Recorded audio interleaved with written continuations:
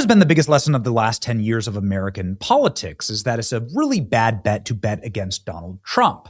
He doesn't have a perfect record exactly, but on the margins, Donald Trump wins his political battles and wins them against all odds. And so I don't care what propaganda or what ops, what polling numbers show, Donald Trump gets it. And when President Trump looked Justin Trudeau dead in the eye and said, "You will be a governor of an American state that used to be known as Canada and is now our 51st state." This is the first thing that Donald Trump said to a world leader once President Trump won the 2024 election in a landslide.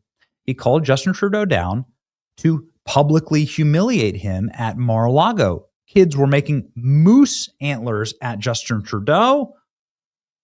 And Donald Trump said in front of a large table with some very prestigious guests on it that Justin Trudeau could be reduced not to a talking head on a global stage, but to a literal governor of the state of Canada. And that caused Justin Trudeau, of course, to weep bitterly on camera and resign soon after. So President Trump did end up getting the result that he wanted. Libs have been terrified about losing Canada ever since and what Donald Trump might actually do. So scared are they right now that Barack Obama is violating the entire Logan Act by heading up there and meeting with Mark Carney, who's the cuck globalist replacement for Justin Trudeau. After, again, Justin Trudeau resigned in humiliation, President Trump rose to him. What was Barack Obama doing here? Engaging in statecraft outside of the bounds of legality, and that's how desperate they are right now. They're literally breaking the laws on camera in order to try and save Canada. And I don't think they're going to. Alberta separatists say that they have enough signatures for a referendum to leave Canada, and we reported on this weekend. They have 300,000 signatures and more. They only needed 170,000. So they got nearly double the number that they needed. They've now turned that in, and the parliamentarian says you just need to have an absolute majority in order to leave Canada. This is crazy. Separatists in Alberta declare they have enough signatures to trigger a vote to leave Canada. The Stay Free Alberta group said on Monday that it formally submitted 300,000 signatures for its ballot measure. Of course, saw thousands and thousands of people show up. Videos like this from all around Alberta, where you can see lines, again, of tens of thousands saying they wish to leave. This is what Alberta looks like right here. They'd want to create an independent state. Again, Parliament here in Canada confirmed that all you would need is an absolute majority, 50% plus one, in order to get this done. 46% of Albertans support leaving Canada. Canada would, of course, be completely cooked if Alberta left. Alberta is the most profitable province in all of Canada. They have an enormous amount of oil. They have an enormous amount of natural resources. And now Albertans, those who are in charge of all of this referendum, are saying that they are meeting with members of the U.S. federal government in order to get this done. This would be a dream for President Trump, who's obviously posted memes like this. This would include all of Canada, but it would begin the process. Obviously, President Trump signed a permit to authorize a new pipeline expansion to move more Canadian oil from Alberta to the United States. Alberta is a very, very mineral-rich and natural resources-rich province of Canada. It's also where all Western culture exists in Canada. It's where the biggest rodeo in the world exists. And it may well be completely independent based on new jaw-dropping revelations that's sending shockwaves through Canada. Alberta separatist lawyer Jeff Rath confirms that he has been meeting with high-profile U.S. officials in the Trump administration and that President Donald Trump will recognize Alberta as a sovereign state Listen to this.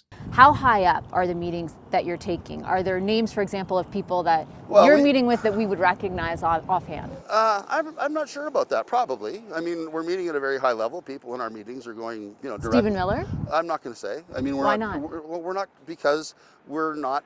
We have an agreement with the people that we're meeting with that we're not disclosing the identities of the people that we're meeting with. So why not? May I ask? Well, because it's an agreement. So that's all. But again, would it be reasonable to question the motivations of making that agreement? That's probably why we're not talking about it. We don't want them being bothered by people from the press in Canada asking them silly questions. They don't want to be wasting their time answering questions from the press, right? And we're fine with that. We don't care. I mean, we know already that our meetings are paying dividends when the U.S. Secretary of Treasury is announcing the fact that the U.S. would be open to a pipeline through the Pacific Northwest to take David Eby and Communist China out of control of the Alberta oil field.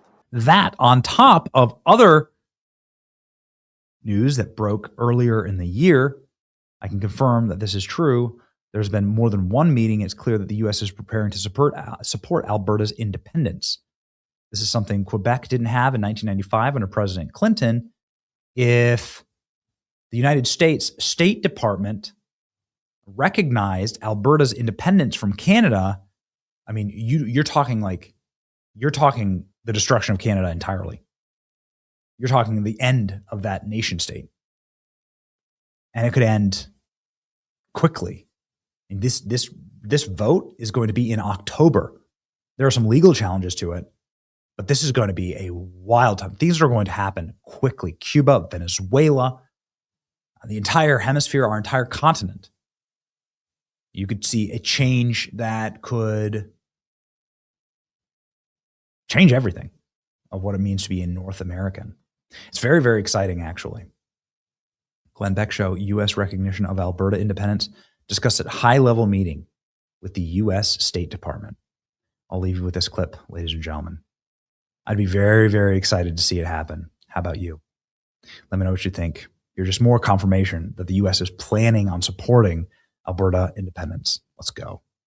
I think the Trump administration is very concerned about what's happening in Canada. My understanding from the meetings that have occurred that the Trump administration officials have indicated that the U.S. would recognize a vote by the people of Alberta to become independent. So that's very important to us as we expect the vote to occur 2026, sometime around this time next year. And I think the Trump administration also recognizes you guys have right above your border in Montana the third largest reserve of oil and gas in the world. Look at the power of that, the energy independence. It takes you from an energy superpower to a mega superpower.